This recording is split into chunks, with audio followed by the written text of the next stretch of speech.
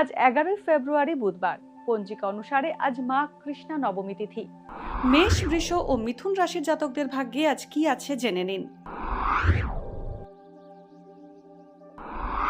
মেষ রাশি। মেষ রাশির জাতকদের আজ অর্থ সঞ্চয়ের সম্ভাবনা রয়েছে। তরল ও শৌখিন দ্রব্যের ব্যবসা লাভজনক হবে। দূরে কোথাও ভ্রমণ হতে পারে।